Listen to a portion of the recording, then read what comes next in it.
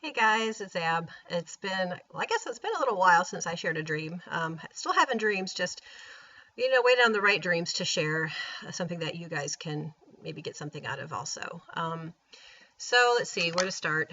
I have at least a couple I want to share with you guys. The first one, I guess a little backstory on this. I have just been praying just to have another dream of Jesus. I just miss him. And I know sometimes I'll get him symbolically in a dream and I think it might be him, or I get something about the Bible or something I'm trying to unlock, and I'll get a dream that kind of gives me some answers.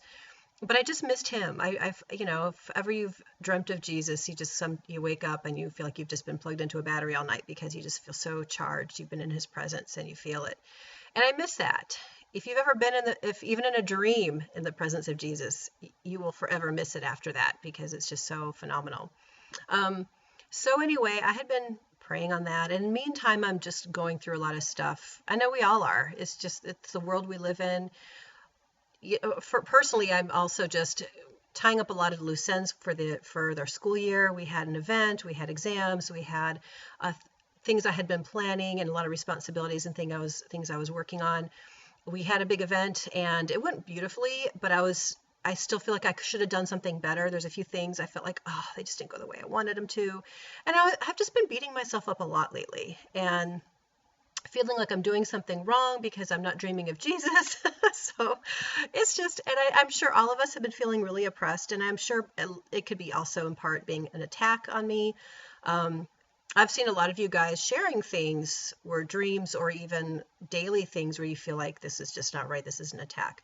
And then you watch the news or watch anything on TV and we all get pretty, I don't know what the word is, depressed when we see just the state of the world is just falling apart around us. And it's just like, how is nobody else seeing this? I know my brothers and sisters do, but the rest of the world is just so caught up in this, it's deception, and they're just, they don't even see how they the declining, how the human race has just really declined. And anyway, so I've been feeling the weight of that and just all these other responsibilities, and literally at the end of the day I'm exhausted. I just feel like oppressed.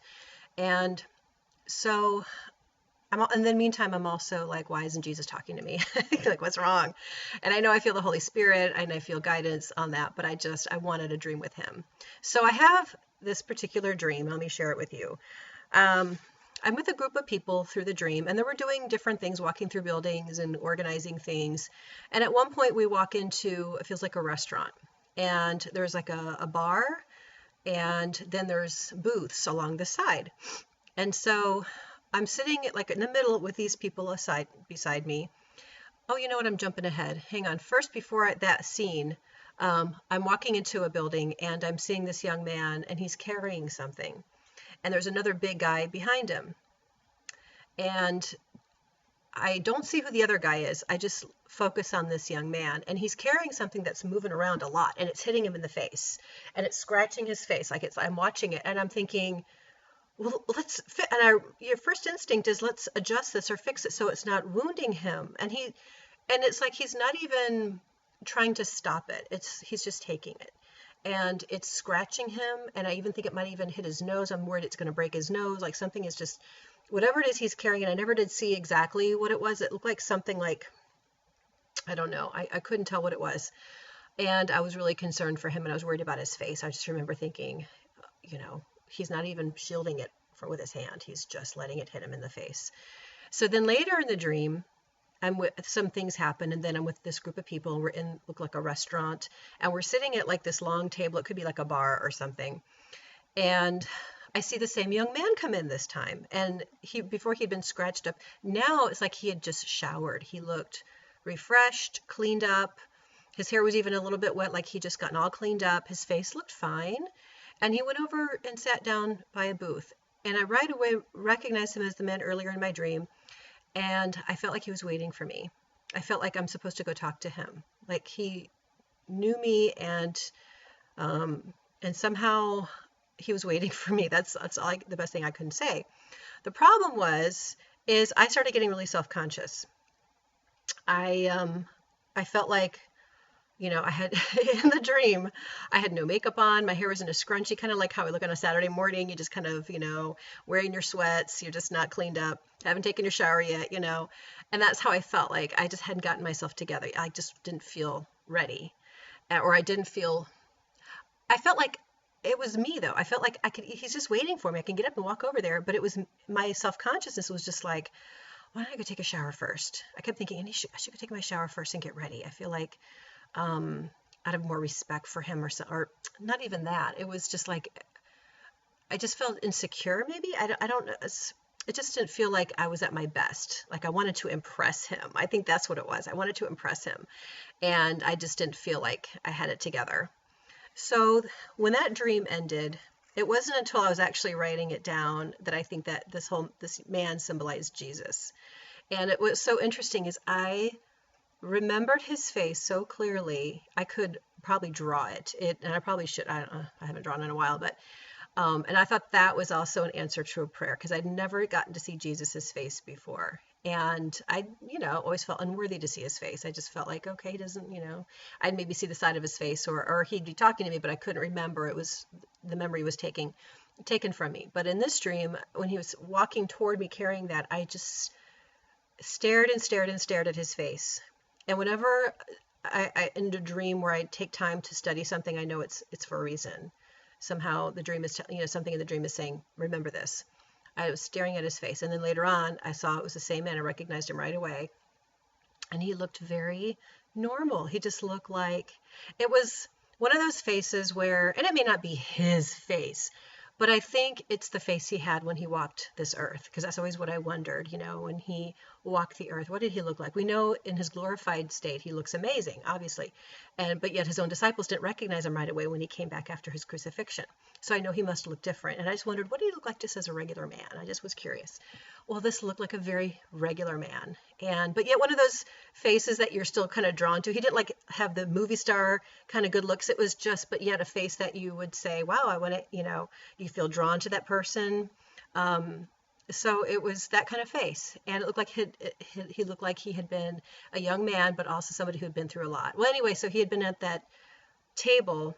And as I awoke, I realized, first of all, he had been carrying something, and it was also going hand in hand with getting abuse. And I think that was when he was carrying the cross. And I remember a big fella next to him. I never did see what that guy looked like, but I remember he did get help at one point carrying the cross. And as this thing was banging him in the face, he didn't stop it. He was already being, basically embracing the point that he would be a sacrifice. And what's the point? Don't block it. He's just accepting it and taking it for us. Now, the interesting thing was when he came in the room and sat down at that table all by himself at a booth, and he was facing me and just looking at me.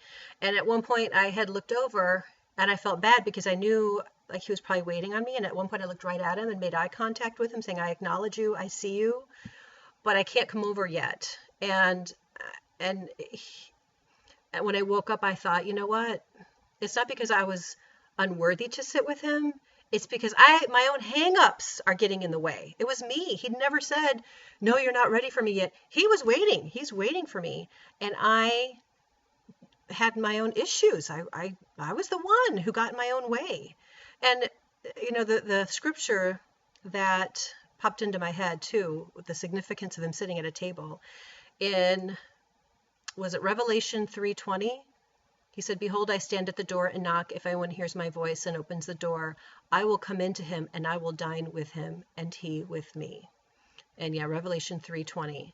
So he will dine with him. Here he is sitting at a table waiting to dine with me. He's, I opened the door for him. He walked in ready to sit down and dine with me. And I'm like, oh, I'm not good enough. Oh, I have to go take a shower. It's like, come on, and I think what Jesus is telling me is get out of your own way. And stop feeling unworthy. Stop feeling like you got to impress me, okay? The faith, the love, having him in our heart, that's the thing that matters to him. That we love him so much that it's not like feeling a burden to give up sin. We do it willingly because we love him so much. It just falls away. We have we're embracing the Holy Spirit and having that fear of God and all these things that show the how we walk in step with Jesus. And so anyway, that was that dream. Okay, so then I had that dream. What's today? Tuesday? I had that dream Sunday night. And so then all day Monday, which was yesterday, I'm having another rough day. And I really feel under attack this time. I really feel like just burdened by things, and I'm still beating myself up over stuff I was responsible for, and I feel like I just did. And it turned out wonderful, the whole event we did, all the schooling we did. And I think I'm when you're so caught up in stress that you just don't even feel the stress, you just have to get through it, and then finally it's all done, and you literally feel like you've just been through a battle, and you just want to do nothing but lay on the couch and just go, well, that's what I was doing. I'm just like taking my breath and then just reliving everything and just reliving everything and reliving, and it's just enough. So there's one moment where I just burst into tears. I walk into the back of my bedroom, and I'm going through the bathroom, going through drawers, going to the closet, and I just start crying. And I'm just like, Lord. And all of a sudden, I just get so mad at God. Seriously, I was shocked at myself, but I just was like, why does it have to be so hard? Why does everything have to be such a mystery? Why can't you just, we say we love you, we say we have faith. Why can't you, give us more encouragement? Why is everything such a battle? And why do we have to why are so many good people suffering? The usual stuff. And deep inside, I've read the Bible, and I know, and I have the wisdom and everything, but it was one of those moments where I think it was a moment of weakness. I think I was fatigued, and I think I was attacked. And right away in my mind, I'm hearing, just say Psalm 91, just say Psalm 91, just rebuke whatever this is, this burden over you.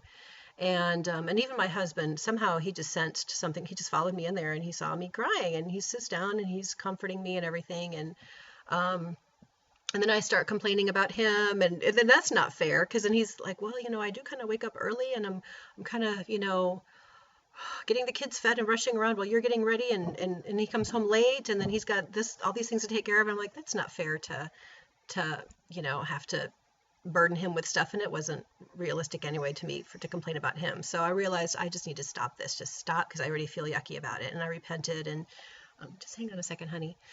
So anyway, okay. So I have this dream, and this is how good God is, because he realized this girl, I almost felt like, how these little kids are stuck in maybe a school or a building all day, and they're just, all these things is to learn this, learn that, and there's all these things they got to do, and finally it's time for recess, and you let the kids out, and they're just like, and they can finally run and play. That's exactly what they let me do last night. Okay. I have this dream. First part of the dream, I feel like I'm in this really tall townhouse, and I'm in the ground floor, and I feel like I'm with a child, possibly my daughter. And there's like a hallway around the corner, and we're around the corner, and I hear somebody at the door, the front. There's like a door down there, and I peek around the corner, and I see these two men, just their shadows there's like a glass window, and I can see their silhouettes and know that these are two strange men. I don't know who they are, and I already had like this knowledge or understanding that either they're trying to sell me something, but they just didn't have a purpose to be there. They weren't supposed to be there, or I thought maybe they're up to something. They may try to get in the house. So I walk, and I thought it's important that I let them see me. They're going to peek through the glass, and they're going to see somebody's in the house, because maybe they were going to break in. I don't know.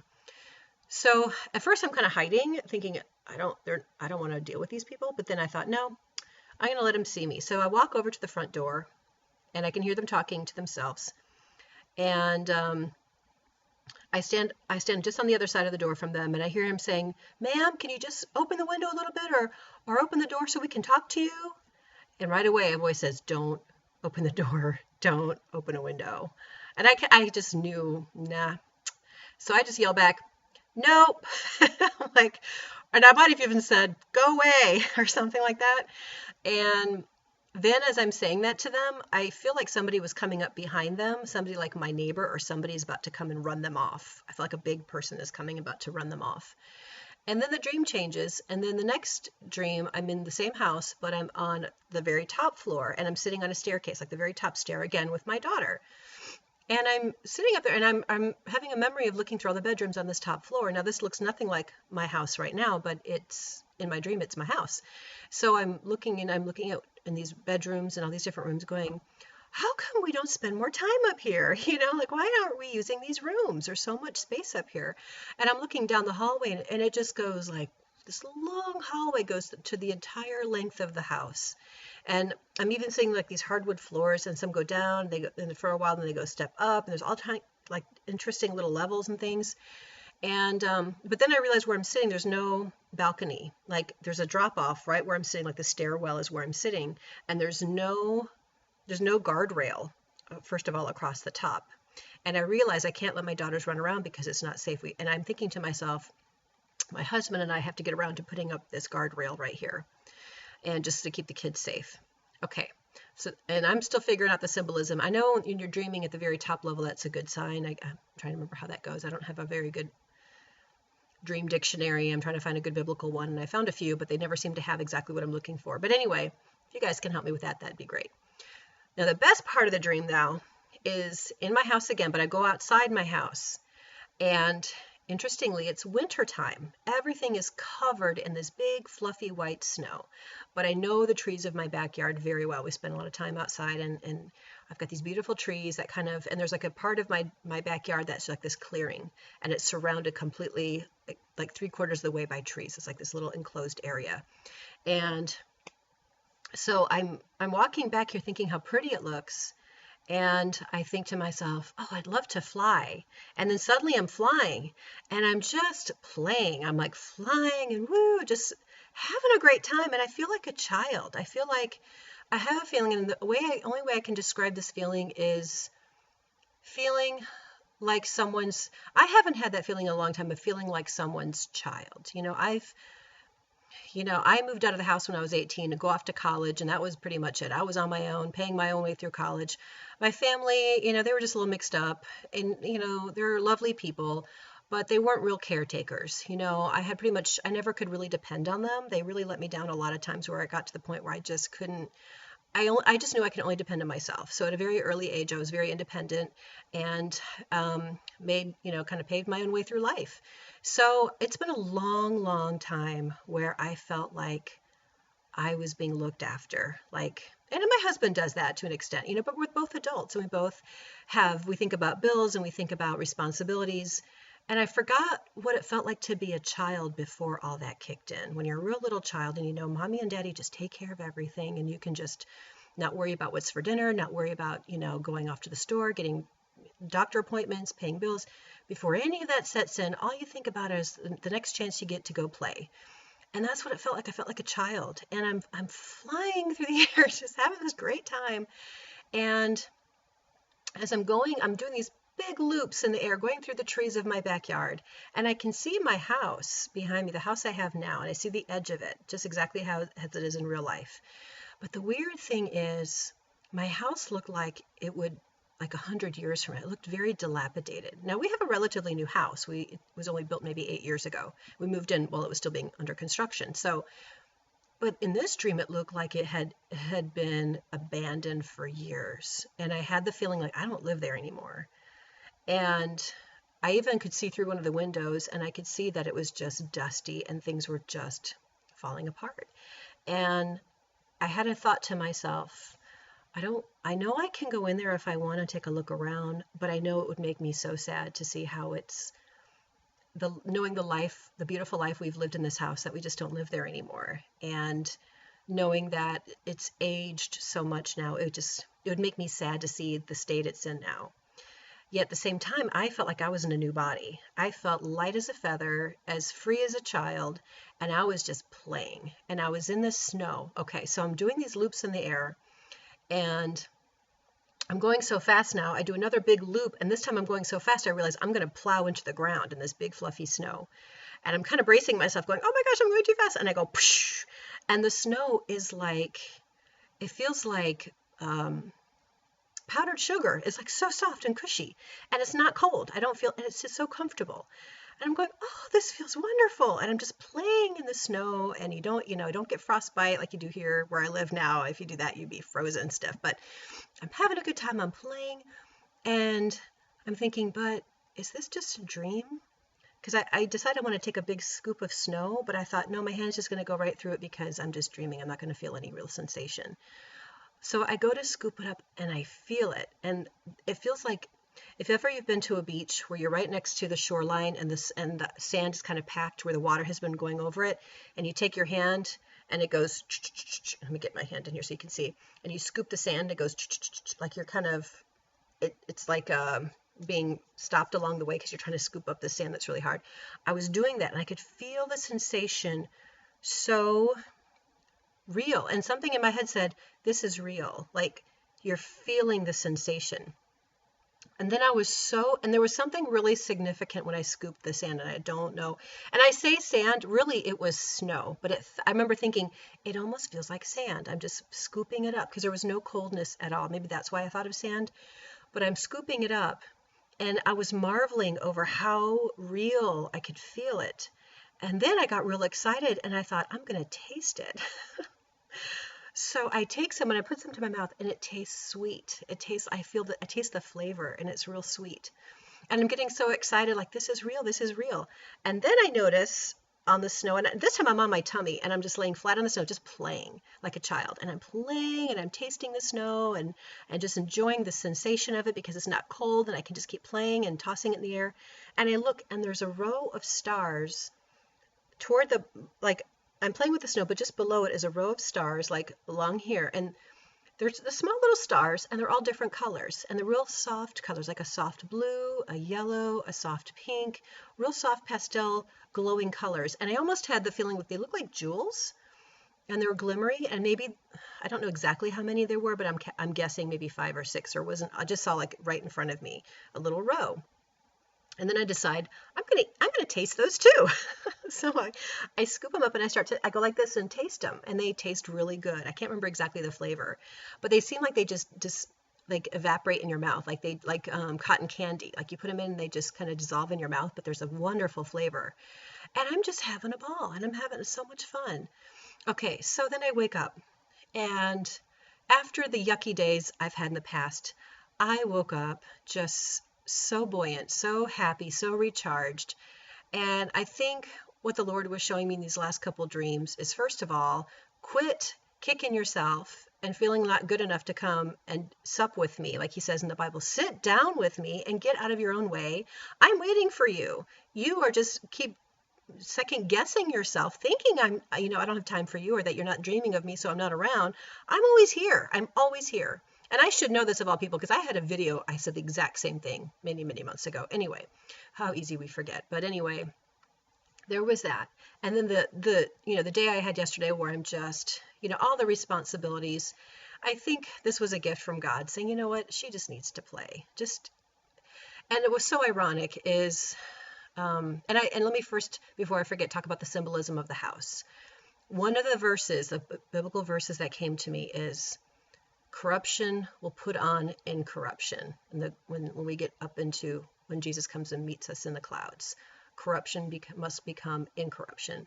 And I'm looking at my house, my old life, the corruptible life we live right now. This is a corruptible life because it can die, it can fall into disrepair, and things can get old.